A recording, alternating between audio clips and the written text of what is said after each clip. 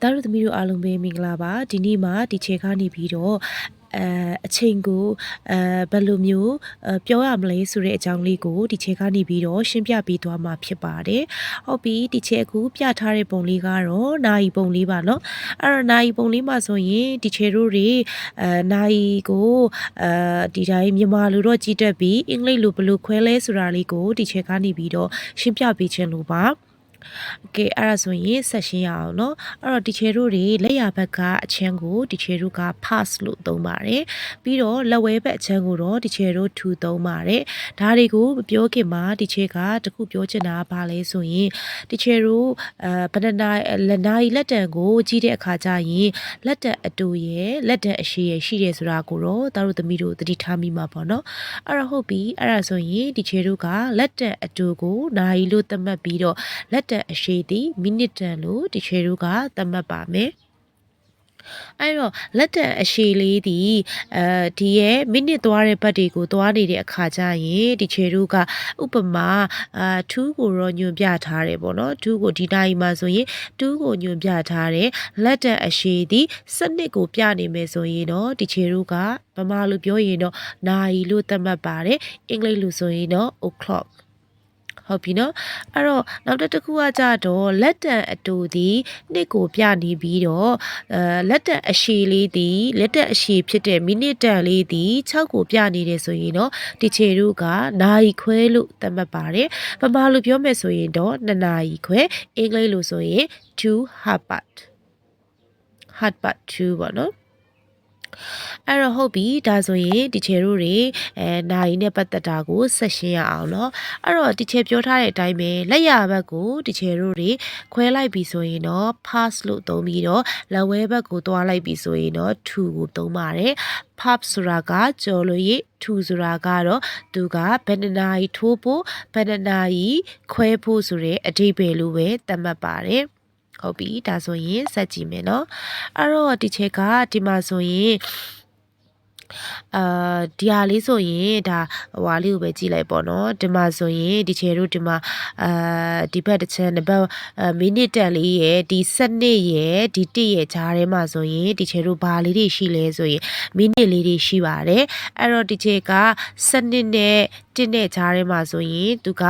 9စိတ်ထိသွားတာဖြစ်တဲ့အတွက်ကြောင့်မလို့5 pass လို့သုံးပါတယ်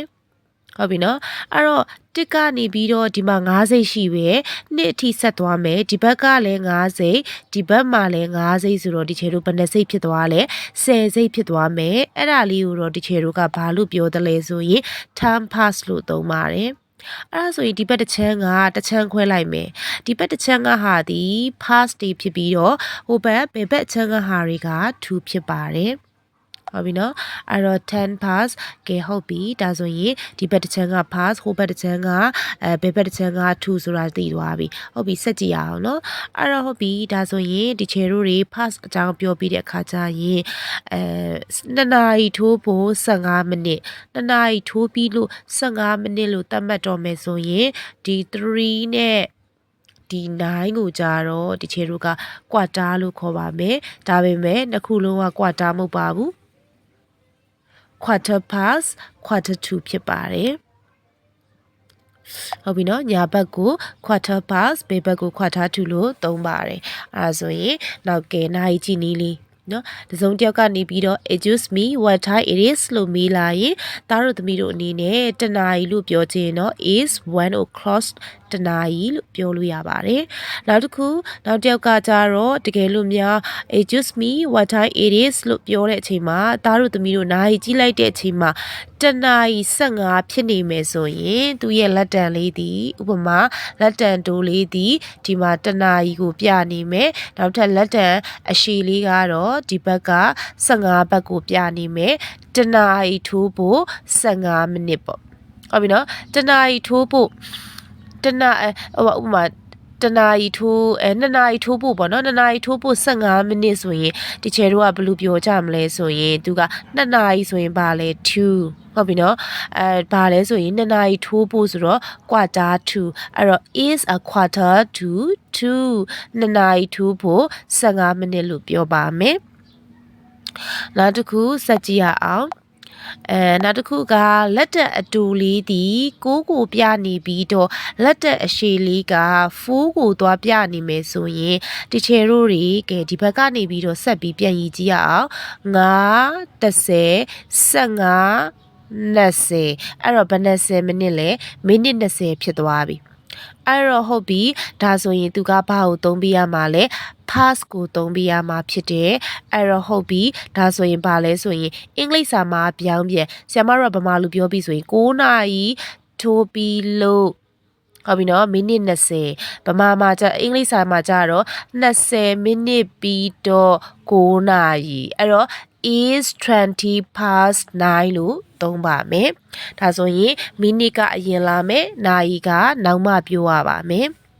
ဟုတ်ပြီနော်ကဲနောက်တစ်ခုဆက်ကြည့်ရအောင်တကယ်လို့များဒီမှာကလက်တက်အတူလေးဟာ3ကိုပြနေမယ်လက်တက်အရှိလေးကတော့ဒီ11ဘက်ကိုရောက်နေမယ်ဆိုရင်သူကဘယ်နှမိနစ်ဖြစ်မလဲဆိုရင်ဒီဘက်ကနေစပြီးတော့ရည်ပါမယ်ဒီချေတို့ဒီနားလေးဆိုရင်ဘယ်နှမိနစ်လဲ9မိနစ်အဲ့ဆိုတော့ဒီကြားထဲမှာဆိုတော့18မိနစ်ပဲ9မိနစ်ပဲထားလိုက်ပါတော့နော်9နဲ့9မိနစ်ဆိုရင်ဒီချေတို့က3ကိုနောက်ဆုံးမှပြောမယ်9မိနစ်ဆိုပါလဲ7ဟုတ်ပြီ7 minute သူကဘာကိုသုံးရမှာလဲ2ကိုသုံးရမှာ7 minute to 3အဲ့တော့3နာရီထိုးဖို့ရ9မိနစ်အလိုရှာမလားဒါဆိုရင်ဒီချေတို့ဒါအင်္ဂလိပ်စာလို့နာရီကြီးနီးလေးတစ်မျိုးဖြစ်ပါတယ်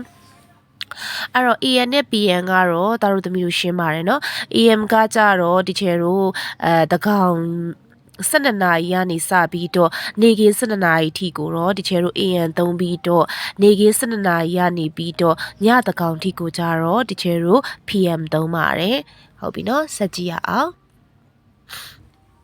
ကိုနာကတီချေရှင်းပြသလိုပါပဲလက်တန်လေးရဲ့စနစ်ကိုပြနေရင်တီချေရိုဟာဝယ်နိုင်လို့သုံးပါတယ်နောက်တစ်ခုကဒီဘက်က3ကိုပြနေတဲ့ဟာဆိုရင်တော့တီချေရိုကဘာလို့သုံးလဲဆိုရင် quarter past လို့သုံးပါတယ်နောက်တစ်ခုကကြတော့ဒီမှာက6ကိုပြနေတယ်ဆိုရင်လက်တက်အရှိလီက6ကိုပြနေရင် hard pass လို့သုံးပါတယ်ခွဲပေါ့ကွယ်နောက်တစ်ခုကကြတော့လက်တက်အရှိသည်ဒီဘက်ကတီချေရိုဘယ်ဘက်6ကိုပြနေတယ်ဆိုရင်တော့ quarter 2ပေါ့နော်အထက်ကမိနစ်10နေကိုပြောပဲနဲ့ဒီချေတို့ဒါနာရီပတ်လေကို hour quarter past hard past quarter to ကိုအလွယ်တကူမှတ်လို့ရအောင်ရှင်းပြထားတာပါအဲ့တော့ဆက်ပြီးတော့ကြည့်ရအောင်ဒီဘက်မှာဆိုရင်ဒီချက်ကတနာရီဆိုရင်ဘယ်လိုသုံးလဲ1 o'clock ဟုတ်ပြီနော်တနာရီဆိုရင်1 o'clock လို့သုံးပါတယ်နောက်တစ်ခုဒီချေတို့4နာရီခွဲဆိုရင်ခွဲတာက half past 4နာရီကျတော့4ဒီချေတို့ကဗမာလိုပြောရင်4နာရီခွဲအင်္ဂလိပ်လိုကြာရင်ခွဲပြီးတော့4နာရီအဲ့တော့ခွဲပြီးဆိုတော့ half past 4ဟုတ်ပြီနော်နောက်တစ်ခုကကြတော့ဒီမှာသူက5ကိုပြထားတယ်ပြီးတော့ညာဘက်အချမ်းဆိုတော့ quarter past ဖြစ်မယ်အဲ့တော့ဗာလဲ quarter past 5 9နာရီထိုးပြီးလို့15မိနစ်နောက်တစ်ခုကကြတော့ဒီဘက်မှာဆိုရင်8နောက်တစ်ခုကကြတော့ဒီဘက်ကလက်ထက်ရှိလီက9ဆိုရင် quarter to ကိုသုံးတာဖြစ်တဲ့အတွက် quarter to 8 8နာရီထိုးဖို့15မိနစ်နားလေတယ်နော်ဟုတ်ပြီဒါဆိုရင်နိုင်ကြည့်နီလေးကိုဒါတို့သမီးတို့လွယ်လွယ်ကူရှင်းရှင်းလင်းလင်းသိသွားမှာပါနော်နောက်တစ်ခုပြောနည်းတွေရှိပါတယ်what time it is ဆိုရင်6နာရီဆိုရင်6 o'clock 6နာရီ5မိနစ်ဆိုရင်5မိနစ်ဆိုတော့ဒီချေရိုကဒါကြော်သွားပြီပေါ့နော်ကြော်သွားပြီဆိုတော့ဖြစ်တဲ့ကြောင့်မလို့မိနစ်တန်ကိုအရင်ပြောမယ်5 past 6အဲ့တော့ခုနကဒီချေရှင်းပြတဲ့နိုင်ရဲ့ပုံစံလေးကိုမြင်အောင်လိုက်ညာဘက်မှာဆိုရင် pass လို့သုံးမယ်ဘယ်ဘက်မှာလက်တက်ရှိနေရင် to လို့သုံးလိုက်မယ်ပေါ့နော်အဲ့တော့ဟုတ်ပြီ6နာရီ10မိနစ်ဆိုရင်နောက်ကနေမိနစ်တန်ကိုပြောမယ်10 past 6ဟုတ်ပြီနော်အဲ့တော့6နာရီ15မိနစ်ဆိုရင်15ဆိုတာနဲ့ဒီချေတို့က quarters ပဲသုံးမယ်အဲ့တော့သူက pass ကိုသုံးမယ် quarter past 6 6နာရီ20ဆိုရင်20 past 6 6နာရီ25ဆိုရင်25 past 6 6နာရီ30ဆိုရင်30ဖြစ်သွားပြီဆိုခွဲသွားပြီ hard past 6အဲ့ဒီရဲ့ခွဲသွားပြီးနောက်ပိုင်းကိုဆက်သွားရမယ်ဆိုရင်ဒီဘက်တစ်ချမ်းကိုဘယ်ဘက်ချမ်းကိုရောက်ပြီဆို2ဖြစ်သွားပြီပေါ့နော်အဲ့တော့ဗာလဲ6နာရီ35ဆိုရင်2035 to 7 ဟုတ်ပြီနော်25 to 7ပေါ့နော်256နာရီ35ဆိုရင်တီချဲဘာဖြစ်လို့35လို့ပြောတာလဲဆိုရင်တီချဲတို့ကဒီမှာနာရီလေးကိုပြန်ကြည့်ပါဘာလို့လဲဆိုတော့သူကဒီဘက်ကိုတစ်ချမ်းကိုသူကဒီဘက်တစ်ချမ်းကိုတီချဲတို့ကပြန်ပြီးတော့မှတ်တာနော်ဒီဘက်တစ်ချမ်းကိုတီချဲတို့ကမှတ်မယ်မှတ်တာဖြစ်တဲ့ကြောင့်မလို့တီချဲတို့ကဘာလဲဆိုရင်ဒီမှာ9 10 15 20 35ဒီမှာ35ဖြစ်တဲ့ကြောင့်မလို့35ကိုတီချဲတို့ကဘာလဲဆိုရင်ဒီကနေပြန်ရတာ9 10 15 20 25လို့မှတ်လိုက်တာဒါကြောင့်မလို့ဒီဘက်ကဟာဒီ35ဆိုပေမဲ့လည်းသူကကြတော့ဘာလဲဆိုရင်25လို့ပဲသုံးရတယ်เนาะအဲ့တော့ဒီဘက်ကနာရီလက်တန်ရဲ့ဗာလဲမိနစ်တန်လေးကိုပဲစရည်တာဖြစ်တယ်ဗာလဲဆိုတော့25 to 7 6နာရီ40ဆိုရင်တချို့တော့ဒီဘက်မှာ6นาရီ40လို့ပြောပေမဲ့ဒီဘက်မှာဆိုရင်ဒီမှာနာရီတန်ကိုပြန်ကြည့်40ဆိုရင်ဒီကနေစရည်9 10 15 20အဲ့တော့ तू က6နာရီ40ဆိုရင်ဆရာမတို့တီချာတို့ဒီထိတ်ကနေ9 10 15 35 40ဆိုရင် तू က40 45ဆိုရင်ဒီနားမှာတခုရှိမယ်ပေါ့နော်အဲ့လိုဖြစ်နေတဲ့အတွက်ကြောင့်မလို့ तू ကတော့ဒီကနေပဲစရည်ပါတယ်ဒီမှာဆိုရင်30 35 40ဒီနားမှာဖြစ်မယ်အဲ့ဒါဆိုတီချာတို့ဒီကနေစရည်တာ9 10 15 20အဲ့တော့ तू ကဘယ်နှစ်နာရီဖြစ်သွားမလဲကြည့်ကြည့်20ဖြစ်သွားမယ်20 to 7နော်9နာရီထိုးဖို့သူကဒီ6နာရီ40ကိုသူကအရင်ဆုံးဒီလိုပေါ့နာရီကိုမထိုးသေးဘူး9နာရီထိုးဖို့ဘလောက်အလိုပေါ့နော်အဲ့လိုပြောတာဖြစ်ပါတယ်အဲ့တော့6:45ဆိုရင် quarter သူ15မိနစ်ဖြစ်သွားပြီ9နာရီထိုးဖို့15မိနစ်အလိုဖြစ်သွားပြီဆိုတော့ quarter to 7ပေါ့6:15ဆိုရင် 10 to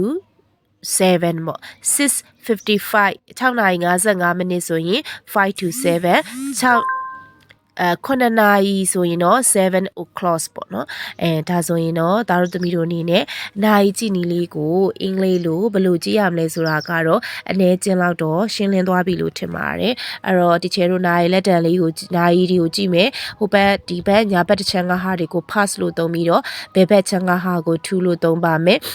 နာရီကို o'clock လို့ခေါ်မယ်ခွဲတာကို hard part လို့ခေါ်ပါမယ်ကဲဒါဆိုရင်ဒါတို့သမီးတို့